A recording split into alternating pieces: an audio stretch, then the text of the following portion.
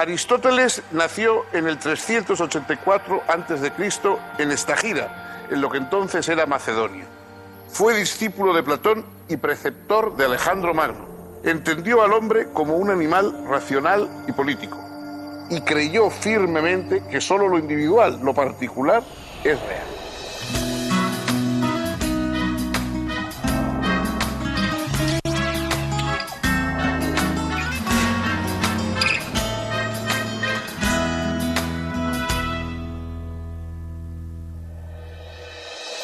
¿Cómo están, amigos? Bienvenidos. Hoy vamos a hablar de la única figura de talla semejante a la de Platón que hay en la historia de la filosofía, Aristóteles. Aristóteles fue discípulo de Platón, del mismo modo que Platón lo había sido a su vez de Sócrates, pero se alejó en parte muy sustancial de la doctrina de su maestro. En una ocasión cuentan que dijo: soy amigo de Platón, pero más amigo de la verdad. Y por eso tenía que romper, que separarse de la obra de su maestro. Alguien ha comentado que todos los hombres somos o platónicos o aristotélicos. Platón es la doctrina de las ideas, es la búsqueda de un mundo en el que los universales, eternos, inmortales, etcétera, se conservan y proyectan su influjo, digamos, conceptual sobre el mundo de la materia.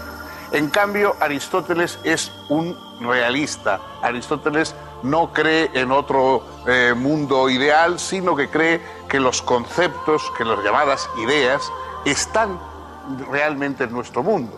Es decir, lo que existen son individuos, cosas, objetos, y a partir de esos individuos y objetos, buscando sus semejanzas, nuestra cabeza, nuestra mente es la que busca el concepto y la que crea el concepto.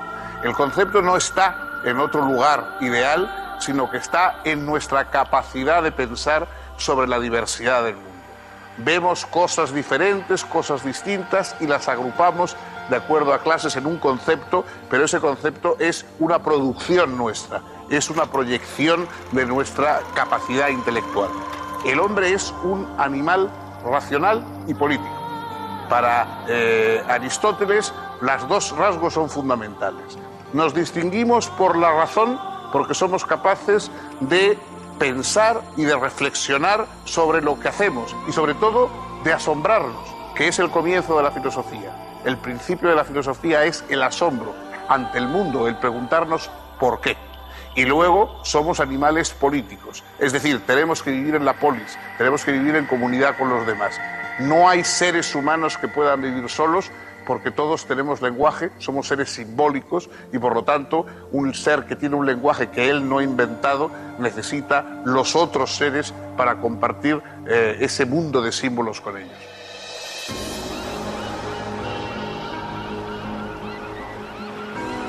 Aristóteles nació en Estagira en el año 384 a.C. y murió en Calcis en el año 322 a.C.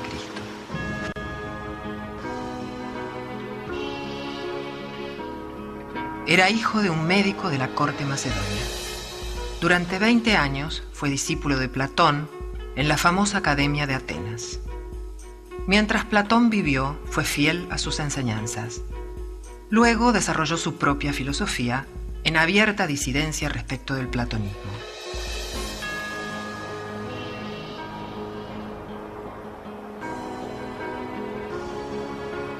En el año 343 a.C., Filipo de Macedonia llamó a Aristóteles a su corte para que fuese el preceptor de su hijo Alejandro. Cuando Alejandro ascendió al trono macedonio, Aristóteles volvió a Atenas y fundó una escuela alquilando un terreno junto al santuario dedicado a Apolo Liceo.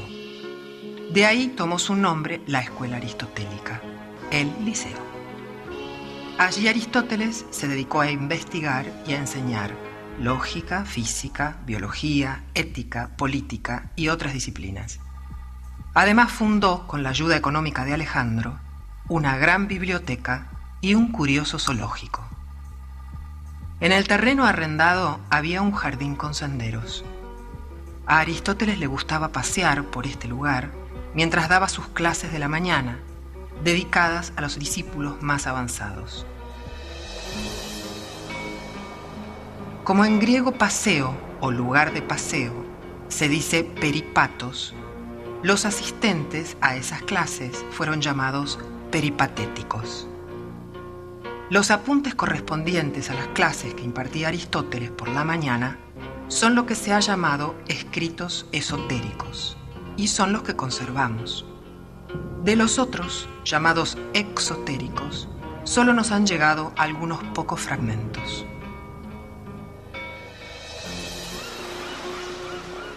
Al morir Alejandro de Macedonia, en el 323 a.C., Aristóteles abandonó Atenas, dejando el Liceo bajo la dirección de su discípulo Teofrasto, y se instaló en Calcis, donde residió hasta su muerte. Solo una parte de la obra aristotélica ha llegado hasta nosotros.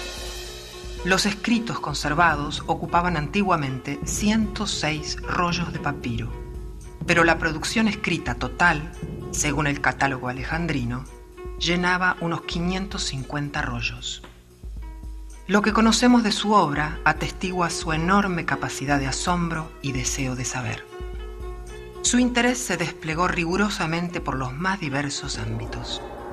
Pero hay que advertir que los escritos que se conservan son en su mayor parte manuscritos o apuntes de clases. Ello explica su estilo pedagógico y a menudo árido. Sabemos que también escribió diálogos, cuya fuerza y claridad fueron elogiados, pero que se han perdido. Según Cicerón, los diálogos aristotélicos hoy extraviados eran un río de oro, por su elocuencia y su lenguaje elegante y preciso. También compuso himnos y poemas de los que solo se conservan fragmentos. Aristóteles acometió la primera sistematización o clasificación de las ciencias en la antigüedad.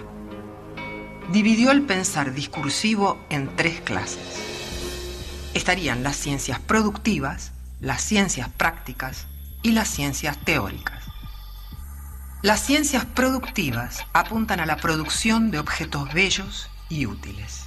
Las ciencias prácticas se ocupan de la acción humana y ahí encontramos a la ética y a la política. Y las ciencias teóricas son las que se ocupan del conocimiento por el conocimiento mismo. En esas ciencias teóricas, Aristóteles ubica a la física, a la matemática y a la filosofía primera, que fue lo que luego se dio en llamar metafísica.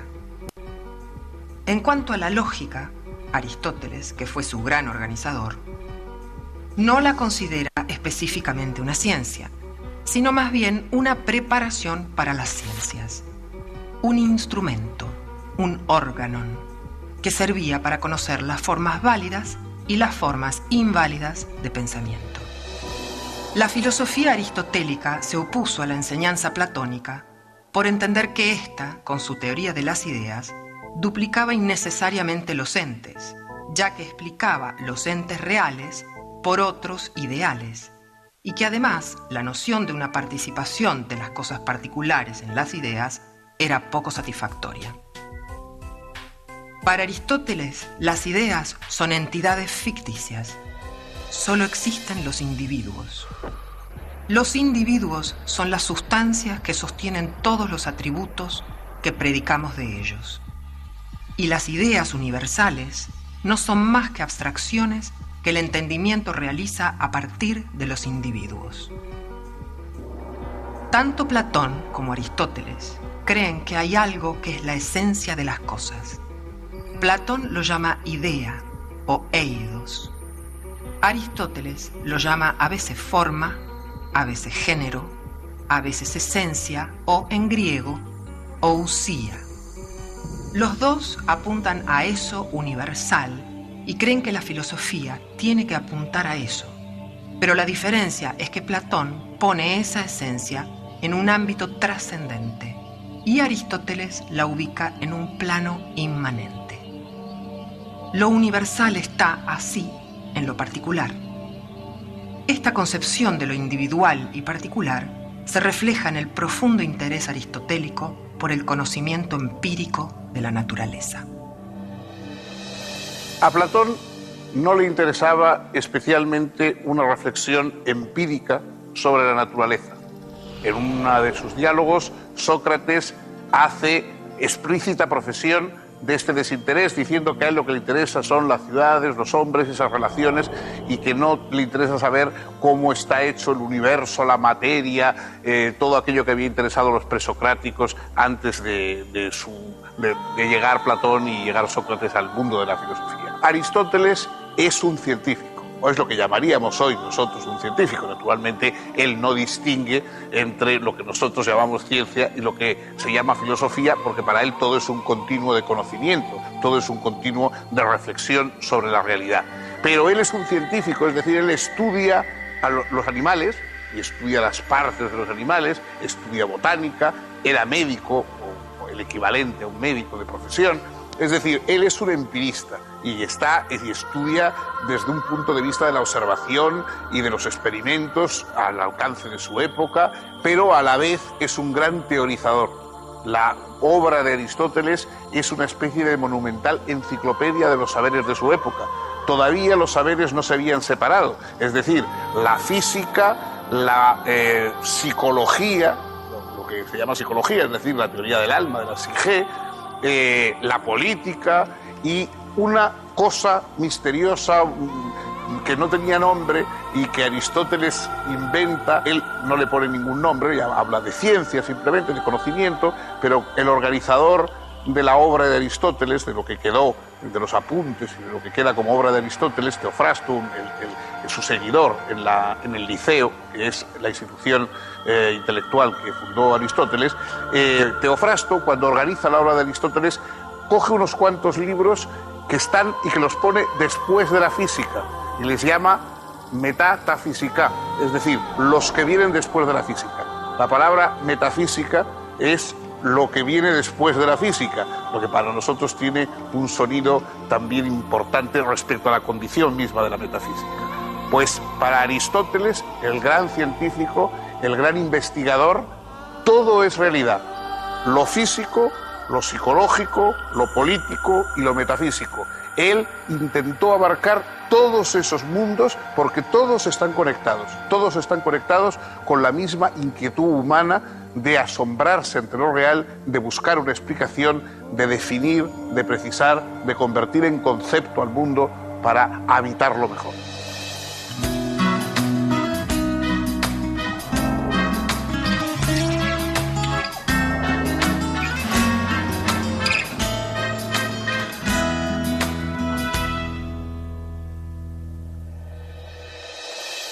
Según Aristóteles, nuestros conocimientos primero parten de los sentidos, de la experiencia, y una vez que los hemos captado en nuestro conocimiento sensible, nuestra inteligencia puede realizar una tarea de abstracción, siempre desde esos datos sensibles. Puesto que el pensamiento de Aristóteles partía de la observación, su primer problema fue el del cambio. El pensamiento anterior había opuesto el cambio al ser.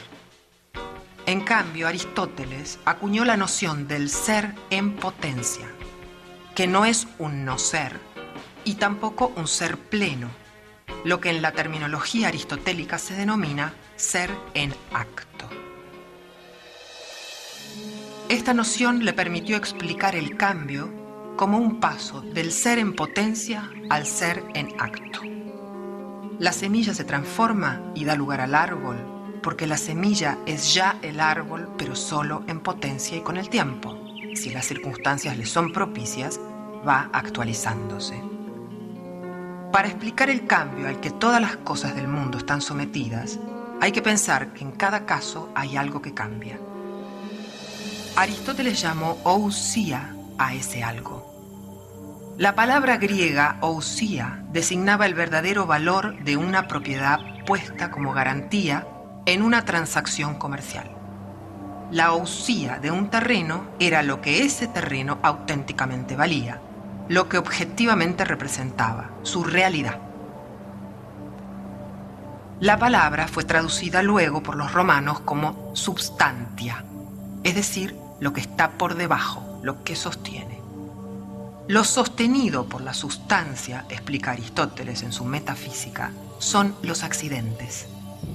Una silla puede ser más vieja o más nueva, más clara o más oscura, pero seguirá siendo lo que es. Además de la metafísica, Aristóteles aporta una ciencia, digamos, una área de conocimiento nueva, que es la ética. Ética es a la vez el ethos, el carácter y también la costumbre. La palabra ética juega con ese equivalente en que en la lengua griega solamente una letra distingue a carácter y costumbre. Aristóteles se pregunta cuál es la finalidad que debe buscar el ser humano en el mundo. Todo lo que hacemos es instrumental, sirve para conseguir tal y cual fin. Pero después de todos esos fines, ¿qué hay? Más allá de los fines parciales de nuestra vida, ¿qué es lo que podemos aspirar a encontrar? Aristóteles dice la felicidad. La felicidad es lo que los seres humanos buscamos. Y la ética no es ni mucho menos, como luego ha llegado a ser a partir de visiones más penitenciales, una búsqueda del deber, de la obligación, del sacrificio, etc. No. Para Aristóteles la ética es una reflexión sobre la acción humana en busca de la libertad.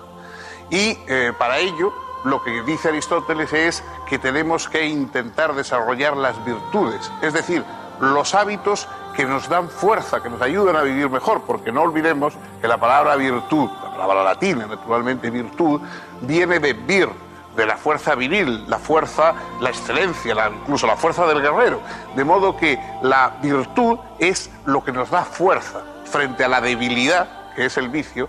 La virtud es lo que aumenta nuestra fuerza y por lo tanto nuestra capacidad de alcanzarnos a la felicidad. ¿Dónde situar las virtudes? Evidentemente hay que situarlas, piensa Aristóteles, en el mundo de la acción humana. En la acción humana tan malo es ir demasiado lejos como no hacer lo suficiente. Tan malo es ser tan valiente que nos convertimos en temerarios y morimos en la primera de las empresas que acometemos, como ser cobarde y pusilánime y no atreverse a hacer lo que debe ser hecho. Por lo tanto, Aristóteles cree que las virtudes están en una especie de justo término medio entre el exceso y el defecto en un campo o un área determinada de acción. ¿Cómo podemos aprender cuál es ese término medio? Para Aristóteles no se basa exclusivamente en una definición de tipo teórico. Tenemos que verlo en la práctica, puesto que la ética tiene que relacionarse con la práctica, tenemos que buscar el modelo de nuestras acciones en la práctica. Hay que fijarse en los spudaioi, en los excelentes, en los magníficos. Es decir, cuando yo me pregunto ¿qué es verdaderamente el coraje? Debo pensar, ¿a quién quisiera yo tener a mi lado si estuviera en un momento de peligro? Esa persona en la que pienso es la que me puede indicar qué es el coraje, porque esa persona será un valiente. Si yo pienso qué es la generosidad, pues digo, ¿a quién recurriría yo si estuviera en un apuro, si necesitara a alguien que me apoyase, que me acompañara, que me prestara dinero o lo que fuese? Esa persona en la que pienso es el generoso. Él es el que puede enseñarme en qué consiste la generosidad. Es decir, la reflexión sobre la acción y la virtud no es meramente teórica, sino que busca modelos en la vida práctica. No se trata de ver en qué consiste la virtud, al estilo socrático-platónico, de preguntar qué es la virtud en sí, sino más bien encontrar la manera de hacernos virtuosos.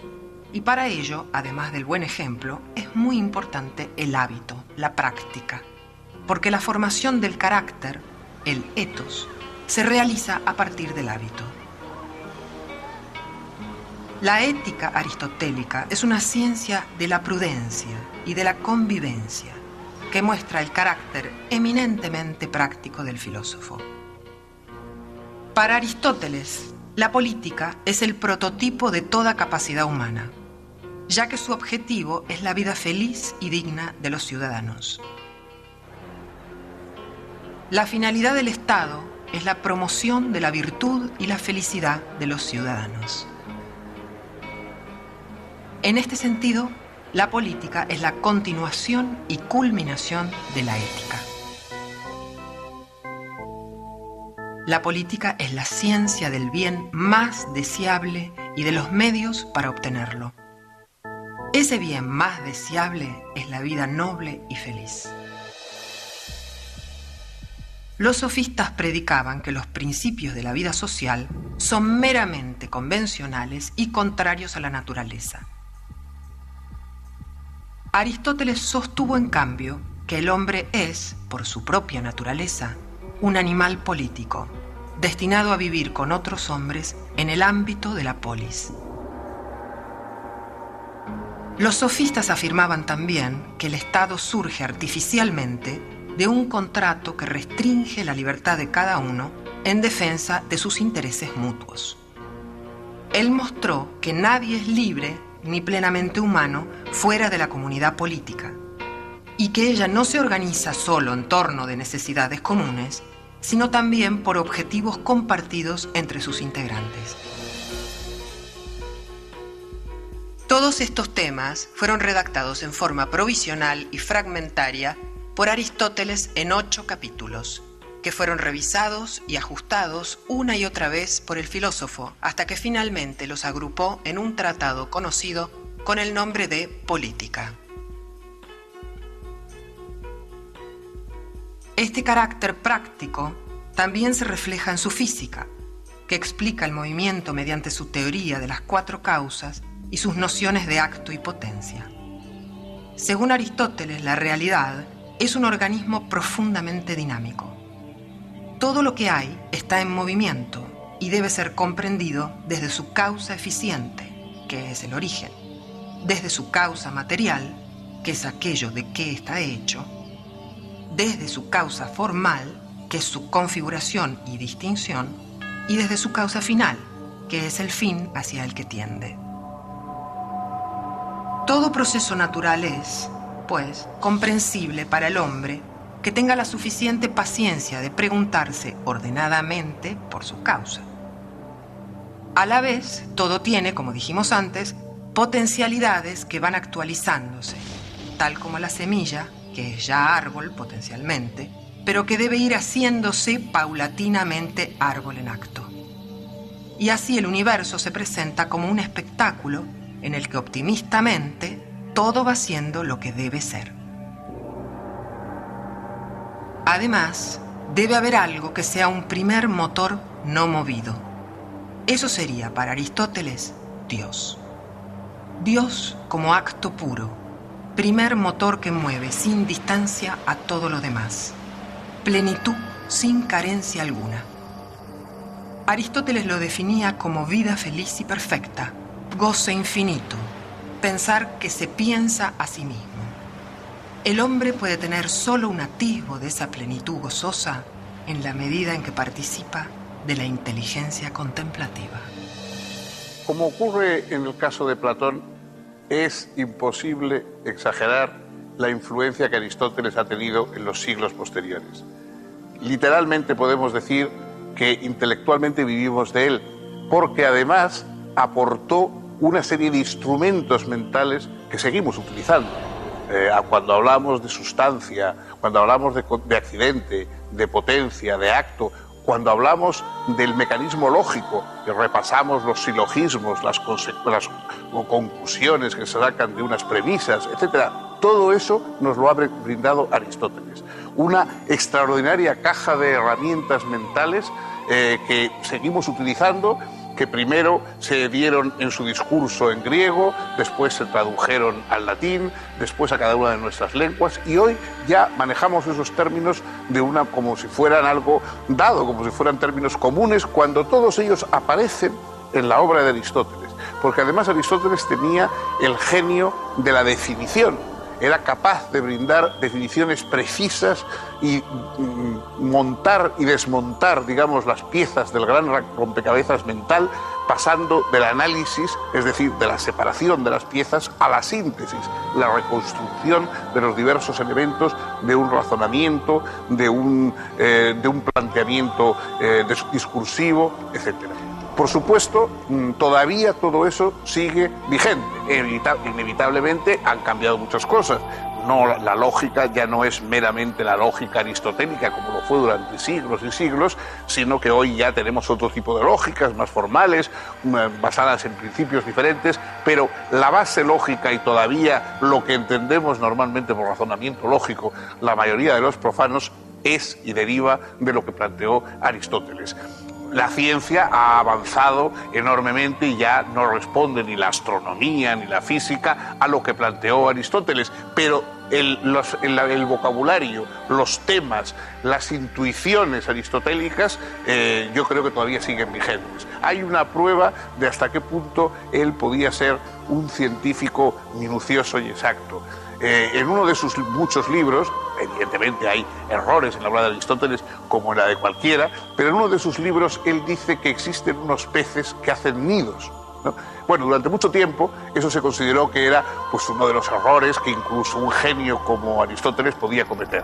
Y recientemente, a comienzos del siglo XX, en unas pequeñas islas jonias, allí en el mar de la Jonia, se encontró un tipo de pez que hasta entonces era desconocido y que efectivamente hacía en las rocas unos nidos semejantes a los que describía Aristóteles. De modo que hasta ese punto todavía a lo largo del tiempo Aristóteles puede dar una sorpresa. En el campo conceptual ese magisterio continúa hasta hoy intacto. Bueno, hasta aquí hemos llegado hoy, hemos repasado esta obra fundamental de la filosofía. El próximo día continuaremos un paso más, un filósofo más, por esta discusión reflexiva sobre el pensamiento occidental.